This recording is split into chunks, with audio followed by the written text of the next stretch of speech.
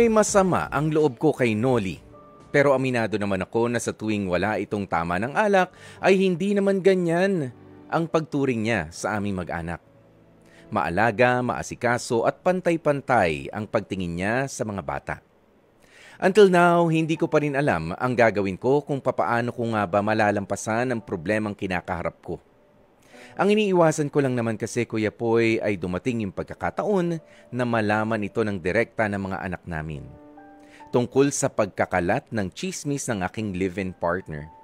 At syempre, ayoko rin naman na humaba pa ng humaba ang mga pagtatalo namin tungkol dito. Gusto ko lamang ng kalinawan sa kinakaharap kong problema sa aking live-in partner na si Noli. Hanggang dito na lamang ang kwentong ipadadala ko sa inyong programa. Umaasa po ako na mabigyang linaw ang problemang ito at maraming salamat at more power pa sa programang Heart to Heart. Lubos na gumagalang, Yoli.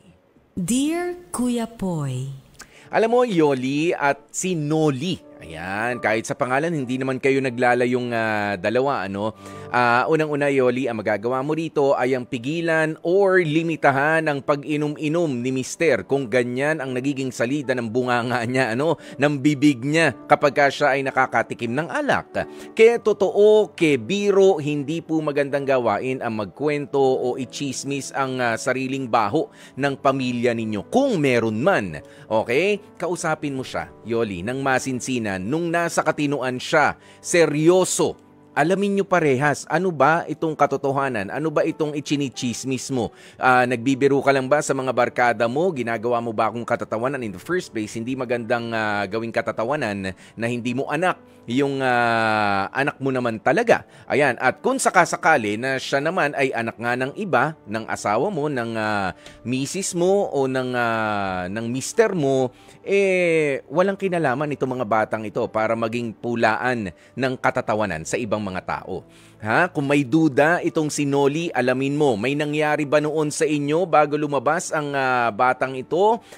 Kayong dalawa o ikaw lang ang makakaalam niyan, Yoli. Okay? Ito lang naman din ang aking paalaala para sa mga tao na ginagawang issue, ibinubukas sa iba, lalo kapag nakakainom ang kanilang mga buhay. Huwag niyo pong idamay at ipahiya ang isang bata na wala namang kamuang-muang sa mga duda ninyo sa asawa ninyo noon, kung sakali, at sa mga pagkakamali ninyo. Kung meron man talagang pagkakamali na nagawa ang inyong mga asawa, kayong dalawa ang umayos niyan. I mean, pinili nyo na magsama pa rin, na nandyan sila, pero sisiraan mo naman yung kinakasama mo, kasama yung mga bata na walang kamuang-muang sa kasalanan, sa kalukuhan na ginawa ninyo noon.